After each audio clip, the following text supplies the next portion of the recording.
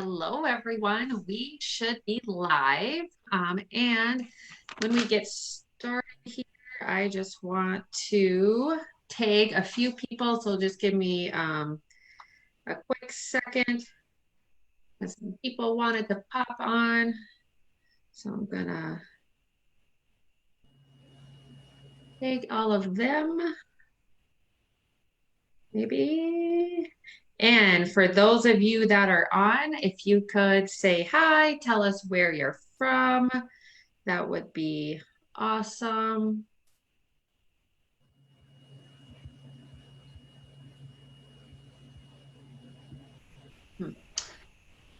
So, going live, everyone. Be quicker. Hopefully everyone can find us. Okay, Perfect. because it's Sounds not letting good. me take everyone. Okay, so I am actually going to record this just in case we need it.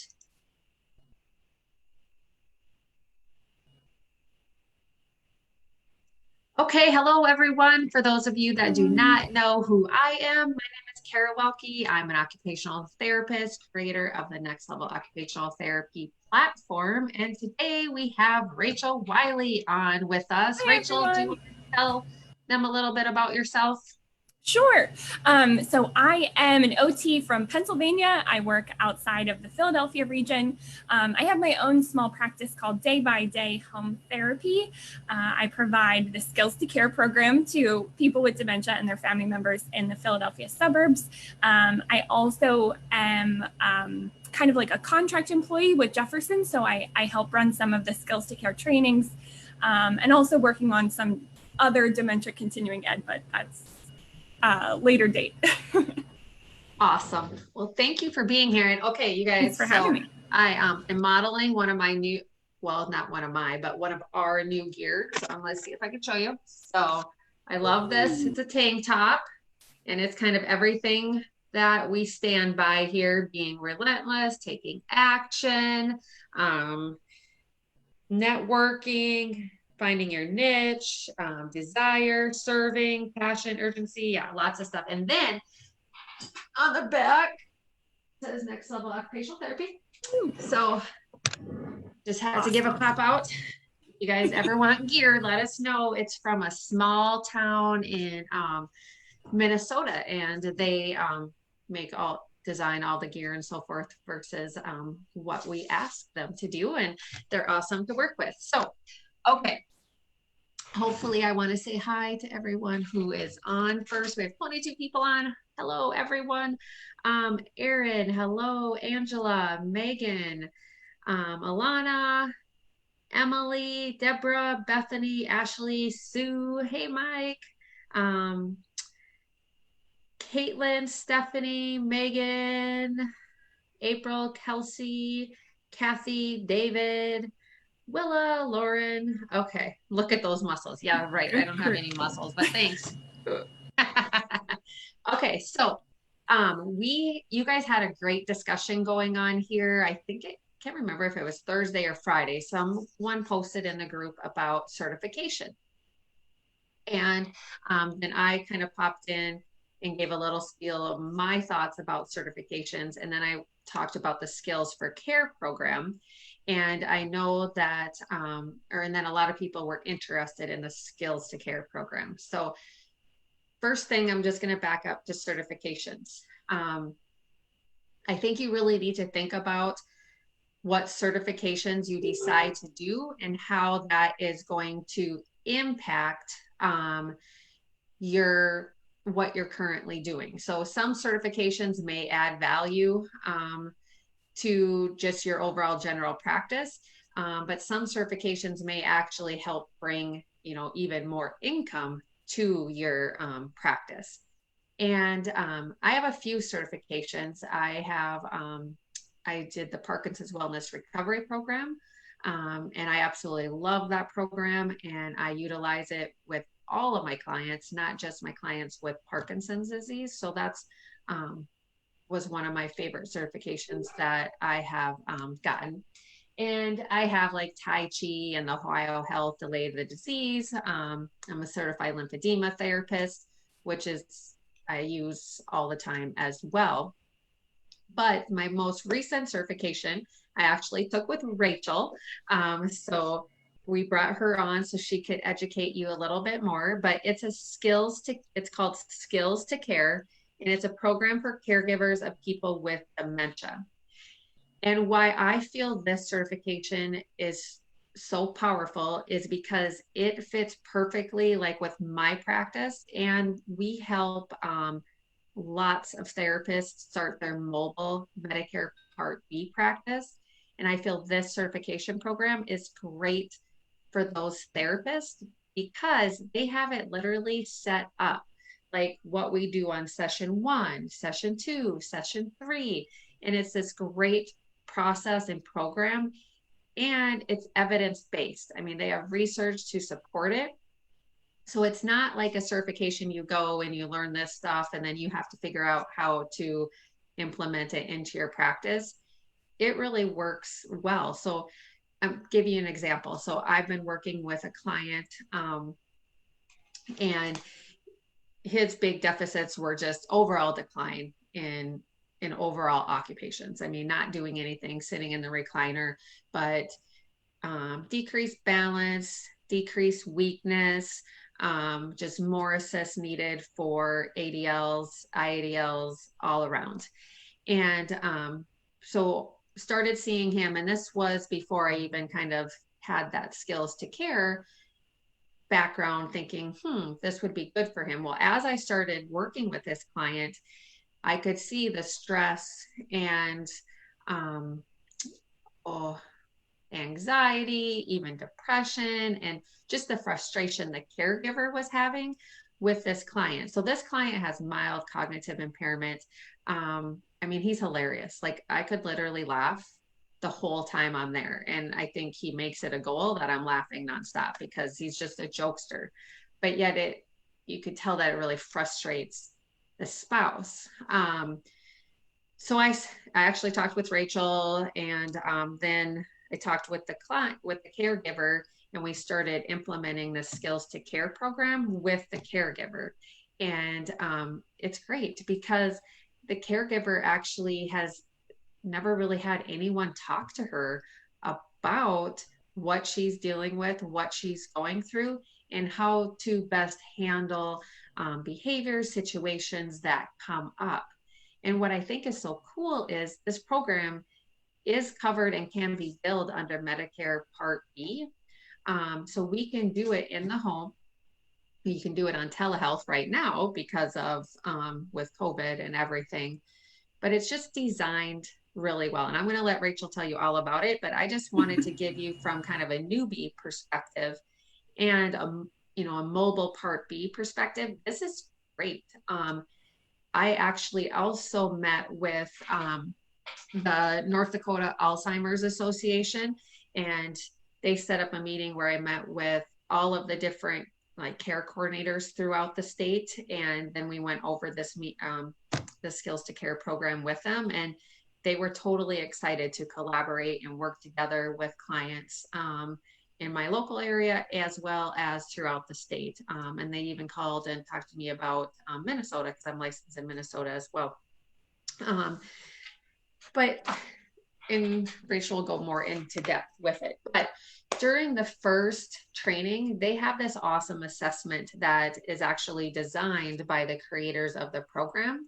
And it goes over, I'm just going to give you a few examples. I know I can't share everything from the program, but it just really helped kind of figure out where the caregiver is struggling. So it goes over things like, let's start with the typical day. So let's look at your morning, afternoon, evening routines. And then there's probing questions to really dig in to work with that caregiver to figure out what is going on. And then we look at all of the different ADLs and IADLs and what kind of things, what are challenging for them. Then we look at, how do they do handling certain situations or behaviors? And the assessment goes through all sorts of different challenging symptoms and how How often does the person have them? How does the caregiver do with handling them? And it focuses on caregiver concerns. And basically, by the time you're done with this assessment, the caregiver is picking their target problem areas that we're going to be working on with them.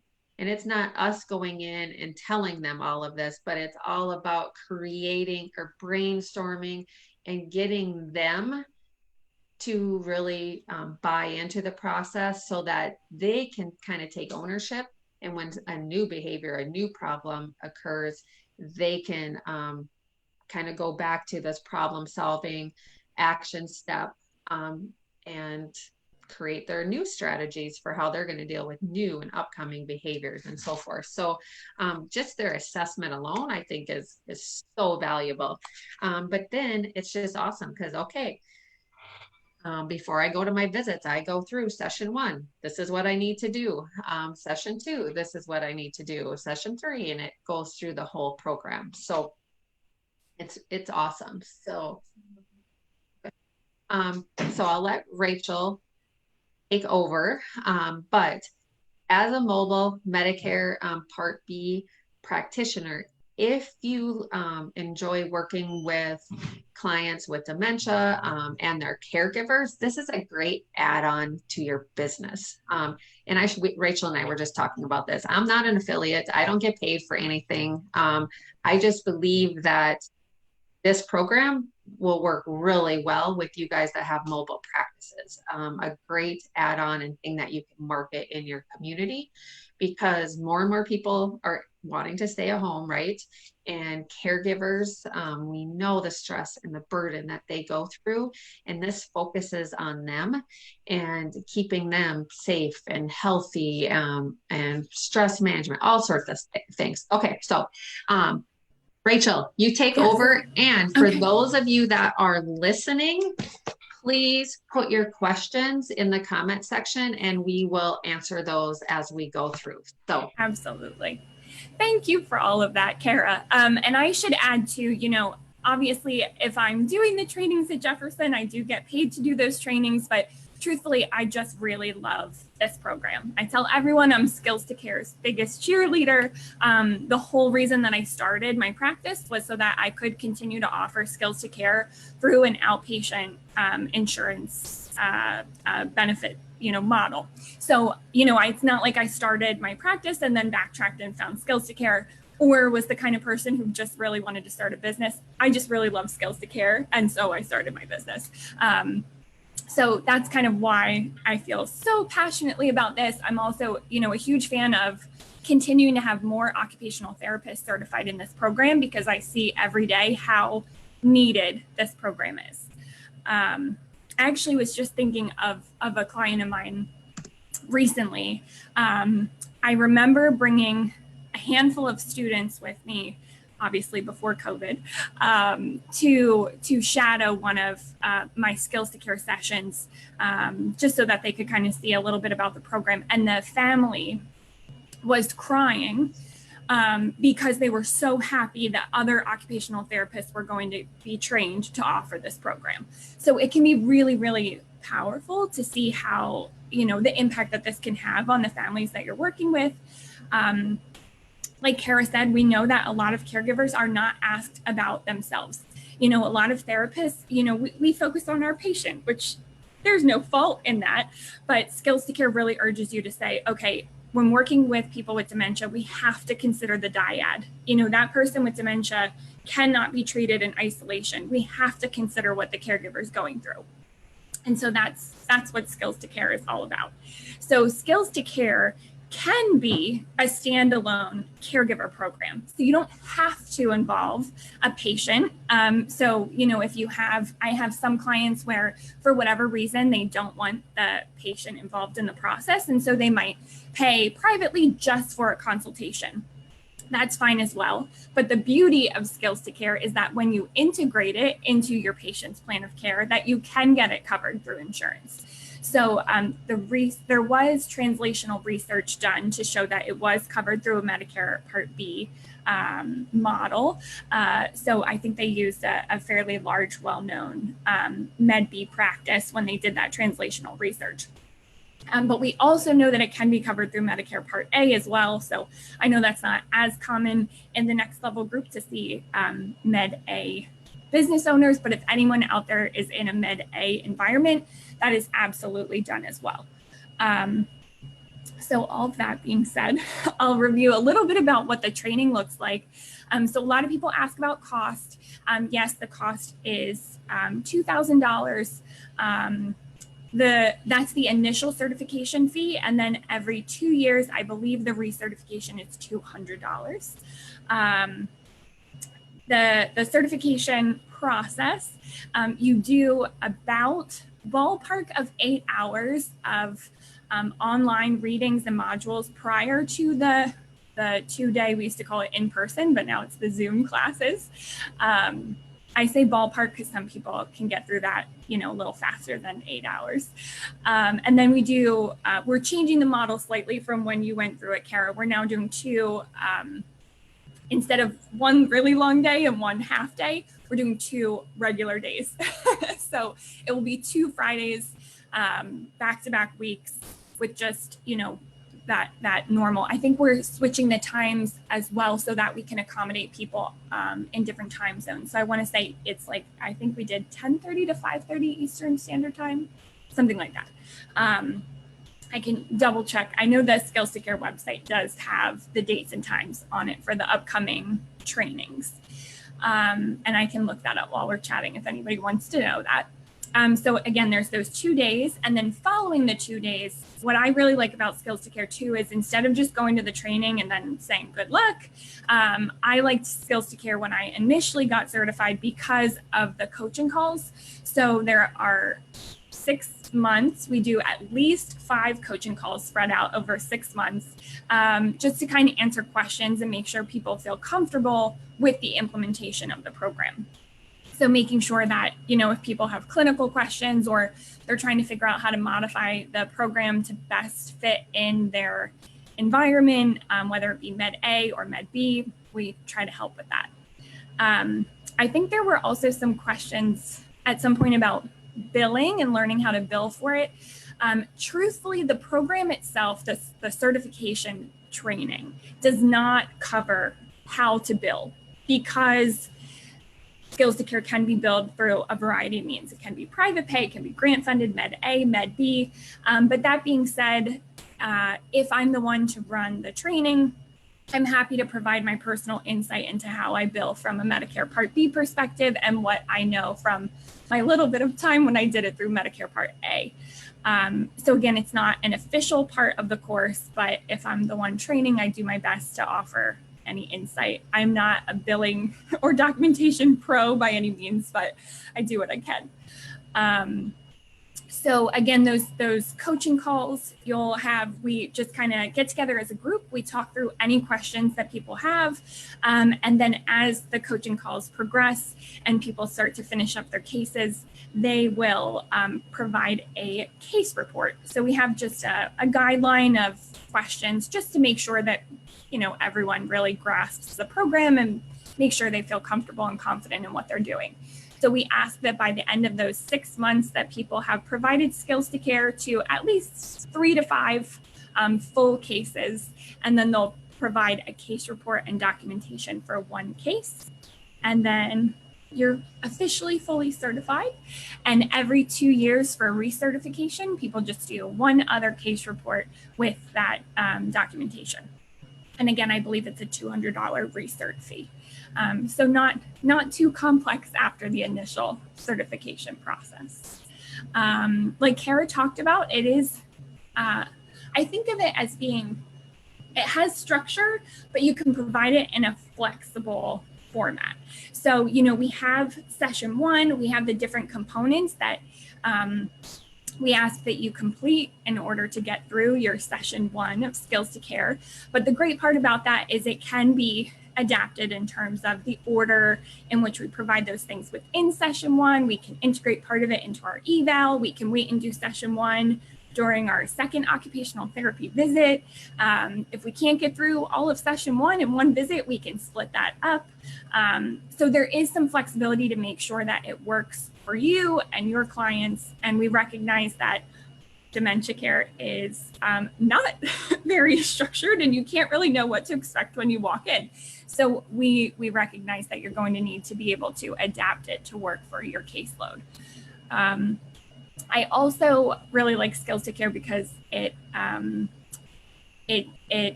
kind of teaches you how to adapt based on where the caregiver's at.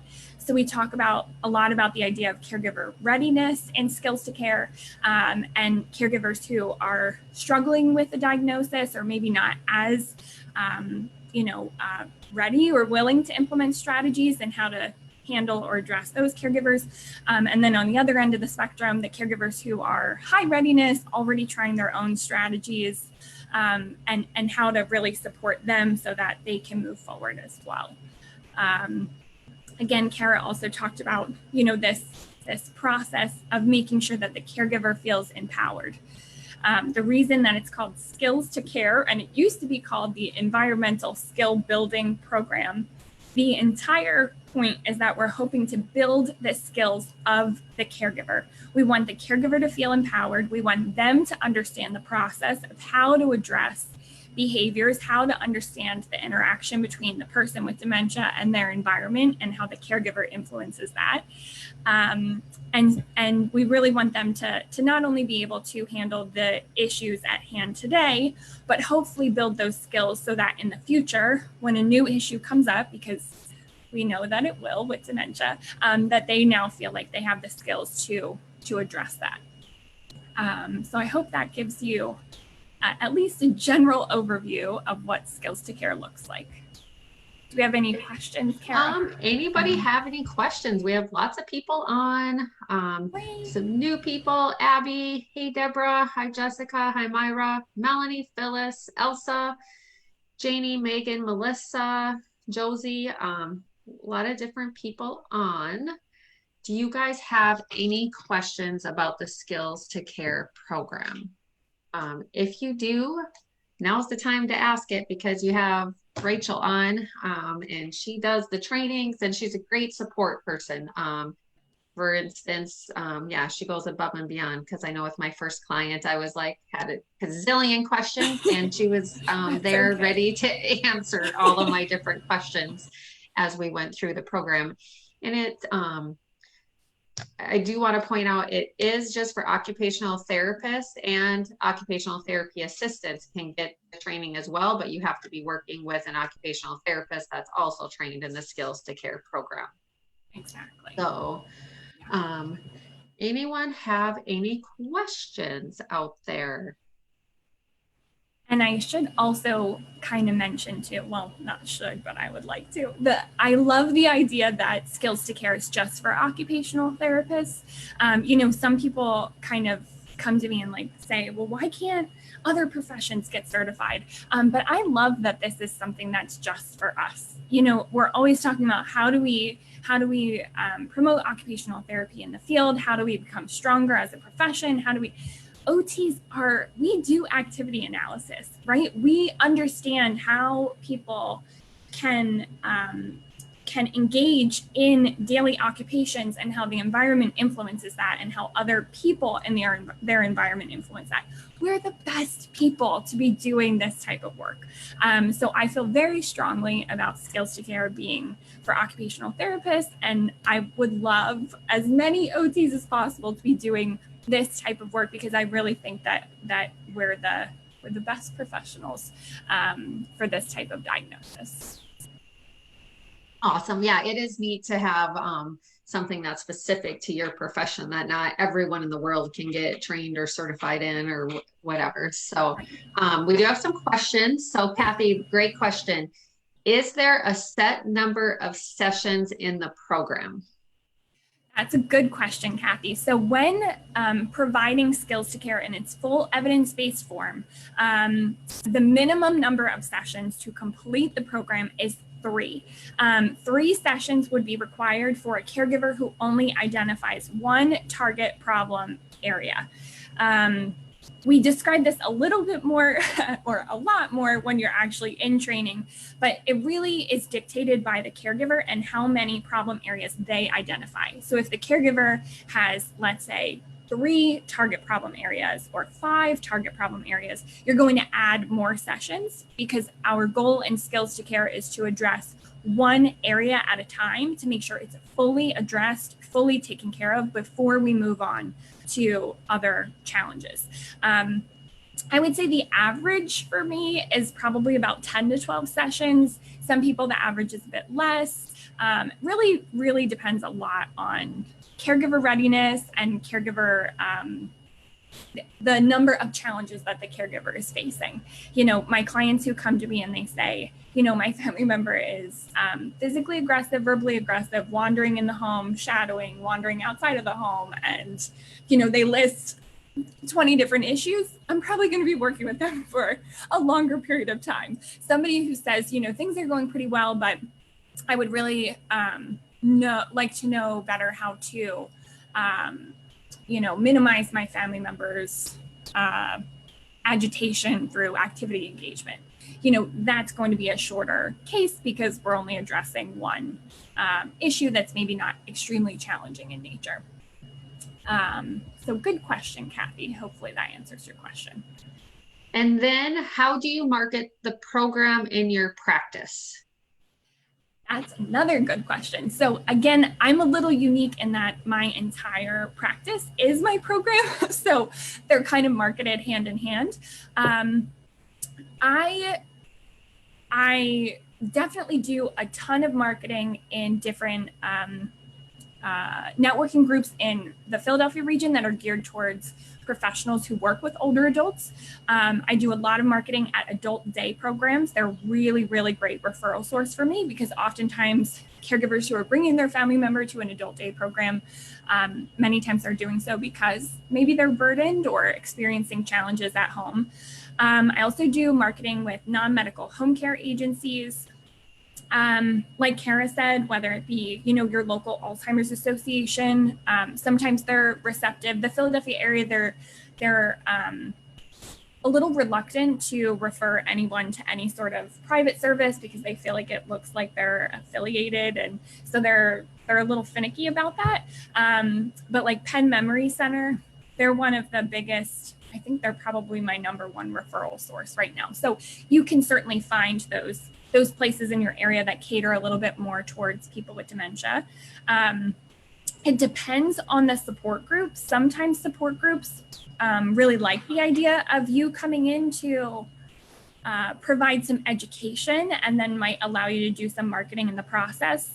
Again, I try to tread lightly there because I know that's a really safe environment for people. So I try not to market it too strongly, but a lot of it's word of mouth. Once you start doing this type of program and it catches on, I think I was saying to Kara, or I posted somewhere, pre-COVID, I did more marketing, especially when I first started my practice, I did more marketing. But then I actually temporarily closed my practice while I figured out how to best navigate the COVID world, and reopened in purely a telehealth format outside of my clients on hospice, but that's another issue. So all I did when I reopened was I put up one Facebook post and one Instagram post. I didn't contact referral sources. I didn't let people know, I'm back open, but slowly word got out, and I am now busier than I used to be before COVID. So I think of all times in history, now is the best time to be targeting caregivers of people with dementia. They are incredibly burdened. They don't have the resources that they usually have because they're not sending people to adult day programs. They maybe don't feel comfortable having non-medical home care in the house. So I think now more than ever, Skills to Care can certainly help support people. So sorry, that was a ramble, but hopefully it gave you some ideas about marketing. So true, because clients are stuck at home. They have social isolation, and it's impacting the clients and the caregivers more than ever. So it is a good time to add this to your business model. Um, okay, we have more questions. Keep the questions coming, you guys. Deborah, she said it sounds wonderful. It is. It's just a really good program for occupational therapists and fits well into the mobile outpatient practice or telehealth, like Rachel was mentioning. Ooh, I know what I was going to ask. Rachel, can you tell them about how you came up about your name and why you even started doing your Oh, business? absolutely. I I think can that's a great talk story. about that. Thank you, Kara. So, I think a lot of us have some sort of connection to dementia. It's very prevalent in the community. But my grandmother and both of her sisters actually passed away with dementia. Their maiden names were all Day. So that's why I named my practice Day by Day Home Therapy. So, I really, my grandma was diagnosed with dementia, I think, when I was in undergrad, maybe. So I have always been interested in working with older adults. I've been working with older adults since I was 14 or 15, I think. So this has always kind of been on my radar. But then seeing firsthand the lack of knowledge of not just the community, but especially healthcare professionals who, as a younger person who at that point, hadn't graduated, I maybe was in an OT program, but you trust the healthcare professionals around you to know what's best for your family member. And when I could see firsthand that they were not really understanding dementia care, that was a huge motivation for me to start doing more in the dementia care realm. And then when my grandmother passed, my mom actually shared some of her inheritance, and that's how I had the funds to start the practice. So that's why we named it Day by Day Home Therapy. And my mom's my volunteer office manager. So we're very motivated to try to provide as much community support to families going through situations like this. Awesome. Thank you. I just think it's Yeah. powerful and people know Thanks, Kara. why you started your business and so Yeah. forth. So, okay. Elsa agreed that we need something just for OTs and the specializations we address. Emily has a great question. Is this applicable for people in assisted living facilities who do not have someone living directly with them, but receive support through the facility? That's really, really good question as well. So I will say that skills to care in an assisted living facility is possible, but it is challenging to provide it in its full evidence-based form. I think that there are definitely components of skills to care that are valuable in an assisted living. The challenge is that a staff member may not have time to sit down and engage in the full program with you. If you can find a formal paid caregiver who has the time to do that, I think that that's definitely the way to go. But many people who go through the skills to care training and who work in assisted living find that they are providing a modified version, or they're using the research or the evidence that supports skills to care to inform their treatment, but they may not be providing the entire program. When I provide the full skills to care program in assisted living facilities, it's usually because the person with dementia has some sort of outside person coming in. So it might be that the family chooses to come in. I know, again, COVID, this is a challenging time to do that, but under different circumstances, the family may choose to overlap with my sessions, and they can participate in skills to care and then work with me to educate the staff. Other people may hire their own non-medical home care as a supplement to assisted living, in which case I can do skills to care with that person. So those are the most common ways that I do skills to care in assisted living. But again, I have had people come through the program and I do use modified versions, using the evidence to inform my treatment, but I might not be offering that full evidence-based program in a memory care or assisted living. Good question. Awesome. Lori said, can you talk more about the options with private pay practice? And Sure. and I'll have Rachel answer that, but Lori, can you also, just so we know a little bit, like what kind of practice do you currently have, maybe so we can kind of help Have some that a little context. bit more. Yeah, yeah. Just Um, because, I'm a big, if we're working with clients that are Medicare and have Medicare, you know, we have to be billing that service to Absolutely. Medicare. So just Yep. something to think about with that. But okay, Yep. go ahead, Rachel. That's exactly what I was going to say, Kara. You know, we can offer Skills to Care as a stand-alone program to caregivers for private pay. So if the person with dementia is not involved in the process at all, then you can offer Skills to Care as a consultation service to a caregiver. You're not providing patient treatment, so therefore you can bill them out of pocket. However, if it's appropriate and doable to integrate this service into a patient's plan of care, I think that's the most ethical thing to do because then we're providing a service that benefits both the patient directly and the caregiver and would be covered by Medicare. And in that case, we are obligated to bill Medicare. I hope that answers your question, Lori. And you guys, it's okay. So I just have to tell you this story. So, my current client, and I always say my favorite client, but my children have informed me that all of my clients are my favorite clients. Do the same thing. But so we've been really working on activity engagement, and getting the client to be doing more than just sitting in the chair. Because when he's active, when he's doing things, he doesn't complain about his pain as much.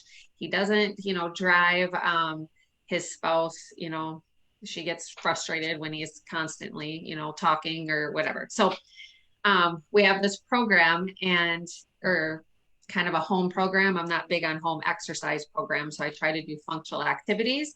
And some of the things he used to help with around the house all the time were like sweeping and vacuuming and dishes and things like that. But so now when I go to the house, I usually start with the client. We do a few things. Oh, and I think I talked about this before, but he loves to hunt. He loves to fish. He is an auto mechanic and so forth. So anyway, so his home program includes things like sweeping, vacuuming, writing about certain topics. So I go and I get him started and I'm like, okay, let's work on your program. I'm going to go talk to your spouse, the client or the caregiver. And we go outside, we kind of work through the Skills to Care. And one day I came in and I was just like so happy. He was sweeping. He was busy sweeping away when I got there or when we came back in. So that's why I like integrating them together. So again, he was doing, I don't know, I was just so happy that he was sweeping. Then another day I got there and he was so excited to show me what he had written. So he had written up this whole thing about gun safety and utilizing guns appropriately and so forth with hunting and so forth. And he was so excited and he wanted to read it all to me. So again, the power of integrating it together.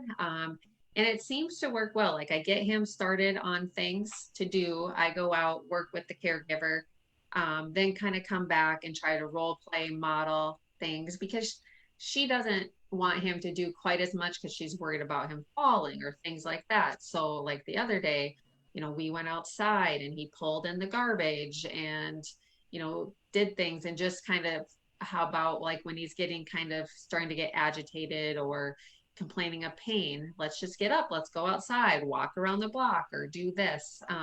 So yeah, I think the power of being able to work with them both together is awesome. So absolutely. I was actually just saying this. People were asking me about the pros and cons to doing this via telehealth. And that would be one of the challenges for me now that I found a huge value in when I was in the home was being able to model and demonstrate with the person with dementia what those appropriate strategies are is so powerful, right? To be able to set them up with an activity or engage them in toileting without aggression or whatever it is that you're working on. When you can model those strategies, I think there's an added level of trust and comfort. My clients who are on my caseload for telehealth right now, who are coming back to me from previous episodes of care, there's already an established level of trust. We've already, addressed multiple issues. So we can move forward already with some pretty solid respect, rapport, trust. But my new clients who are coming to me, I sense a little hesitation because I can't yet demonstrate directly for them. I'm still communicating to the person with dementia, for a portion of the session, just to kind of check in and build rapport with them as well. But the level of rapport building is a totally different level when you're in the home and you can be demonstrating these skills with the family. So that's a huge benefit of doing it in the home, and a challenge with telehealth.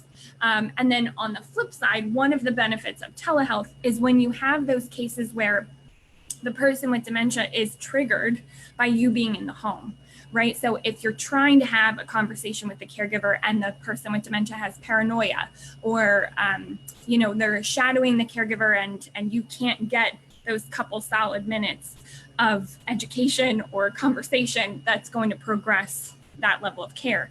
When you're doing telehealth, it's easier because you don't have a physical presence in the home, that you can have some one-on-one time with the caregiver, or you can talk more candidly because maybe the person with dementia can't hear you if the person has their headphones in, right? So some things to consider, but I'm hoping that telehealth will stick around moving forward, because I think being able to make that judgment case by case and figure out what's going to work best for each family will be great.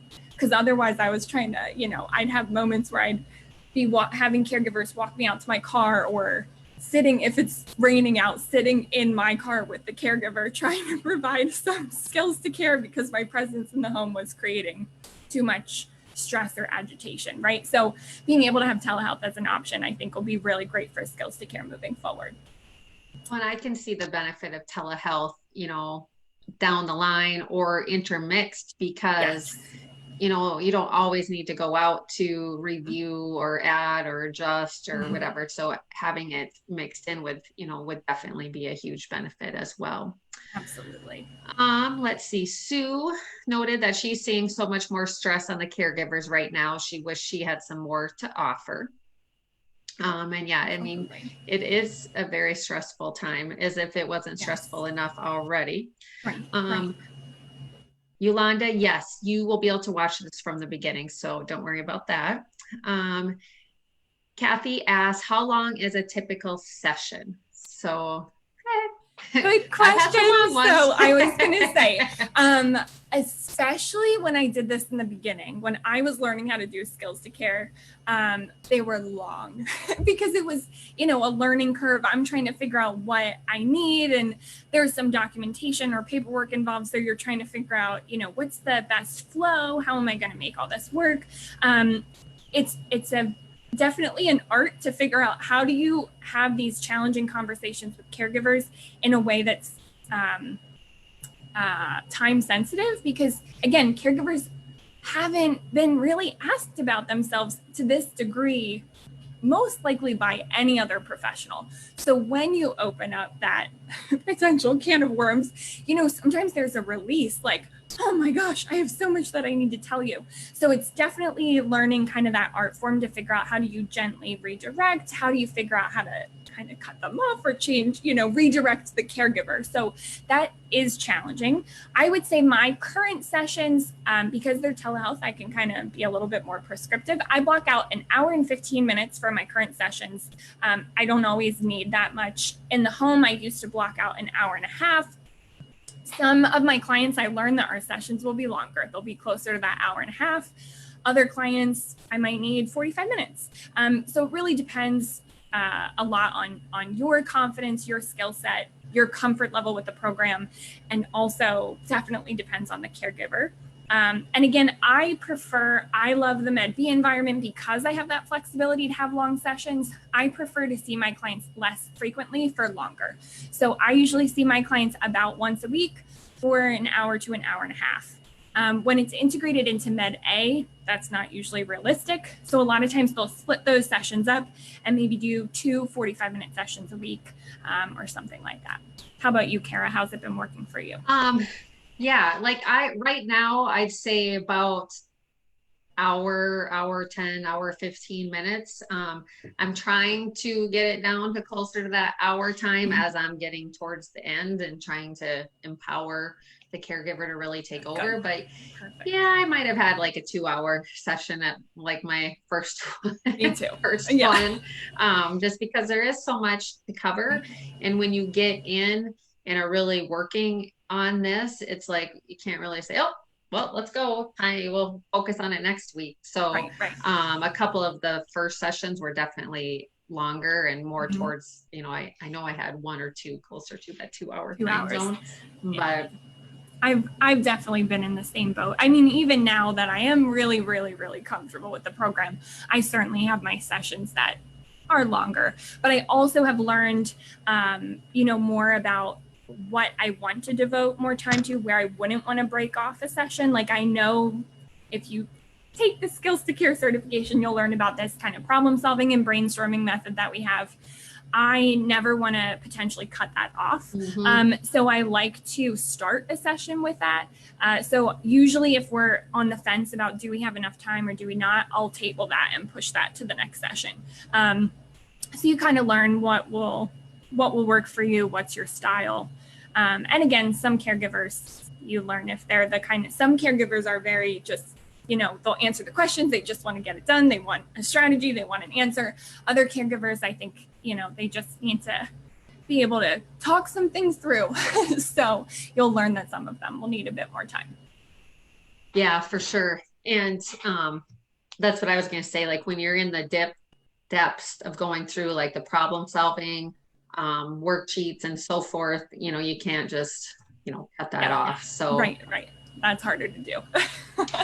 You'd have to start it over the next session to be in the flow, right? Yeah. Exactly. Okay. Other questions that you guys have? Elsa said, excellent benefits of telehealth in combination of direct care. Yes. I think the combination can work well together. Hi, Sharon.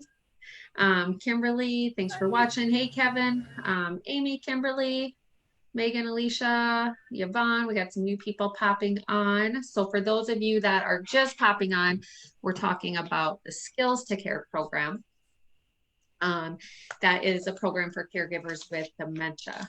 And I also, so if we have people listening that are PTs, speech therapists, and so forth, there is Mike Chua, who was on, I don't know if Mike's on anymore, but he does a dementia training program that is for all healthcare professionals, and you can work towards a certification in becoming a certified dementia practitioner. So, that's an option or something that you could consider if you're not an occupational therapy professional, since the Skills to Care program is specifically for occupational therapy professionals. And then also for those of you who do end up getting certified, I did tell the most recent group who came through that I was grandfathered in as a certified dementia practitioner because of my Skills to Care training and certification. So something to consider, again, that's something where Skills to Care maybe isn't as well known as being a certified dementia practitioner. But we know that Skills to Care is very extensive in terms of the services that you're offering to caregivers of people with dementia. So the organization that runs the Certified Dementia Practitioner program did review everything when I submitted it and said, yes, Skills to Care qualifies for that. So I'm now a certified dementia practitioner because of my completion of the Skills to Care training. So something to consider. Yes. And that's a huge benefit as well. So, okay. Well, I know we covered a lot. Rachel, your next class is coming up in August, right? For Skills to Care? Let me see if I can pull up the website really quickly. Yes, the next class is in August. I'm not sure if they've kind of like closed the registration for that or not, but it's certainly worth reaching out to Kathy DeClerico. So let's see. I just Googled Skills to Care Jefferson and clicked on their link. So it says professional training Skills to Care. It gives the times and dates. So the next one coming up is August 14th and August 21st. I think that one, That one's coming up shortly. And even though it looks like it gives you Catherine Pearsall's contact information, I'm going to tell you here now. If you're interested in Skills to Care, the contact person is Catherine DeClerico. Her name is spelled with a K, Katherine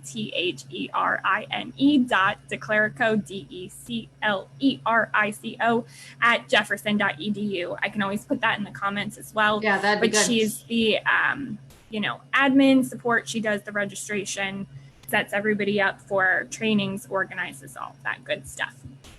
After the August 14th one, the next one that we have scheduled is in October 30th and November 6th. So awesome. If you can't make the August one, maybe we'll see you in October. Awesome. Wait, one more question, Missy. Yeah. When do you plan to start doing in-person visits again, if there's even a good answer for that? Great question. So I was considering at one point when cases started to go down in this area, and now the cases are going back up again. I'm just trying to weigh the pros and cons for each particular client and figuring out case by case what's best.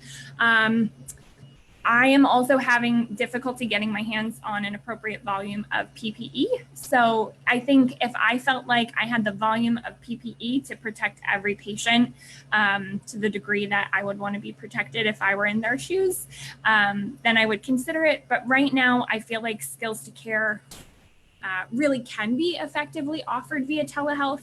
So I'm feeling comfortable and confident doing that. And honestly, the majority of my current caseload has told me that even if I offered in-person sessions, that they would opt for a telehealth session. So, at the moment, I keep reevaluating every few weeks.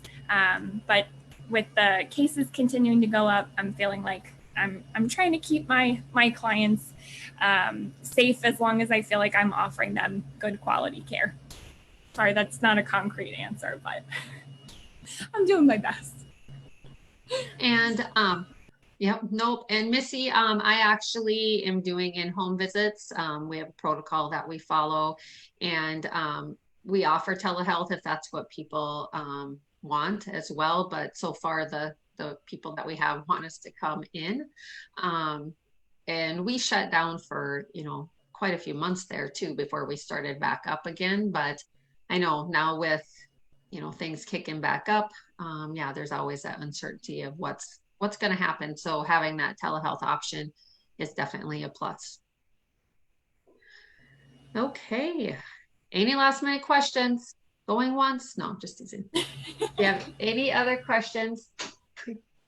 Please. The other benefit of telehealth having telehealth as an option, is that because there are so few therapists certified in Skills to Care, compared to some other certifications, we might be the only Skills to Care Med-B provider in our state, or one of only two. So then we can cover a much larger geographic area. We have a much larger group to market to. So just something to keep in mind as well. Yeah, that's huge. Do you know how many Skills to Care professionals there are? No, I asked Kathy this the last time I chatted with her, and I think she was going to get back to me, but I don't know if I got that answer. I will say, some people let their cert lapse if they change locations. I will say prior to maybe this crew, the majority of people getting certified in Skills to Care were Med A therapists. So they were large Medicare Part A companies who were sending large groups of their therapists to get certified. So then those OTs, as soon as they left that particular agency, maybe decided not to keep up their cert, or maybe they couldn't because the agency was the one that paid for it. I don't know all of the logistics of that.